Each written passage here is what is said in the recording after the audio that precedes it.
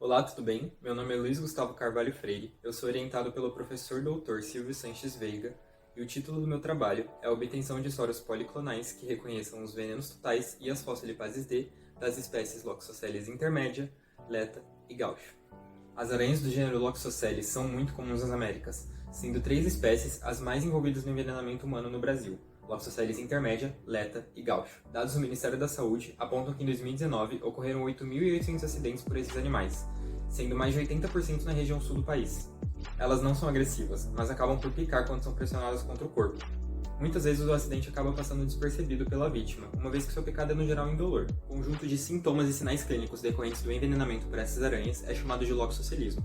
Dentre os sintomas pode-se citar eritema, edema, agregação plaquetária, falência renal aguda e a dermonecrose tão característica desse quadro. O veneno das aranhas marrons são compostos por diversas toxinas de caráter proteico, que atuam em sinergismo para causar os sintomas. Entre as mais expressas estão as metaloproteases, os peptídeos ICKs e as fosfolipases D. Essas últimas sozinhas são capazes de reproduzir grande parte dos sintomas, levando membranas celulares, levando a uma resposta inflamatória exacerbada e até causando a dermonecrose tão característica. Por esse motivo, o foco desse trabalho é a produção de anticorpos policlonais que reconheçam tanto as fosfolipases D quanto os venenos totais das 3 espécies de aranha marrom estudadas. Para os nossos estudos, os venenos totais foram gentilmente cedidos pelo CPPI e utilizamos cepas de bactérias Escherichia coli eletrocompetentes para a produção das toxinas LIREC-DT1 de intermédia, LL-REC-DT1 de Leta e LG-REC-DT1 de Gaucho.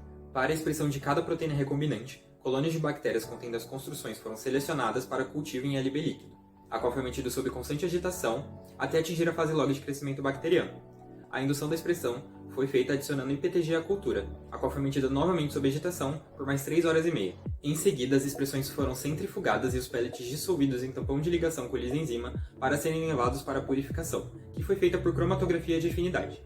As frações obtidas na purificação foram dosadas por método de Bradford, o SDS-Page foi feito para avaliar sua pureza e sua atividade catalítica foi testada através do ensaio Amplex Red, frente ao substrato esfingomielina. Após os testes, as enzimas e os venenos totais foram utilizados para imunizar grupos selecionados de camundongos 3 vezes, com as doses aumentando após cada aplicação. O sangue dos animais foi então coletado por punção cardíaca e reservado. O ensaio de ELISA foi realizado para averiguar a capacidade dos soros de camundongos coletados em reconhecer seus respectivos antígenos. Para isso, a amostra das fosfolipases D recombinantes e dos venenos foram utilizadas para sensibilizar placas que foram posteriormente bloqueadas e incubadas com os soros coletados. A reação colorimétrica foi induzida por anticorpos secundários anti-IgG de camundongos marcados com peroxidase. As placas foram lidas em espectrofotômetro e os gráficos elaborados através do programa GraphRite Prisma. A expressão das toxinas foi analisada no tempo inicial de expressão, após o seu término, e após a purificação, através do SDS-Page, em que foi constatado o aparecimento de bandas características das fosfolipases D, na faixa de 35 kDa, confirmando assim o sucesso da expressão procariótica, sem contaminantes aparentes. Os dados do Amplex Red demonstram que todos os compostos estudados foram capazes de exercer atividade catalítica sobre a esfingomielina, com a LI-REC-DT1 apresentando a maior atividade e a LL-REC-DT1 a menor atividade em relação às demais. O teste de ELISA avaliou a capacidade dos anticorpos em reconhecer cada antígeno, assim como foi usado para determinar a titulação ideal dos soros coletados. Dessa forma, o teste foi realizado em diluições diferentes para as DT1s e os venenos totais. Ao analisar os resultados, pôde-se perceber um alto reconhecimento dos soros pelos seus antígenos, mesmo em titulações relativamente baixas. No entanto, ocorreu um escape de absorção nas reações de LG-REC-DT1 e veneno de Gaucho contra seus antissoros. Essas alterações podem estar relacionadas ao tempo de revelação do experimento, à imunogenicidade do antígeno ou à concentração de anticorpos no plasma coletado. O experimento foi repetido com mudanças nas diluições dos soros, em que foi testada a diluição de 1 para 4.000 para os soros anti-DT1 e 1 para 5.000 para os soros antiveneno. O resultado mostrou novamente um alto reconhecimento dos anticorpos pelos seus antígenos, dessa vez com todos em faixas de absorvância adequadas, definindo assim a diluição ideal.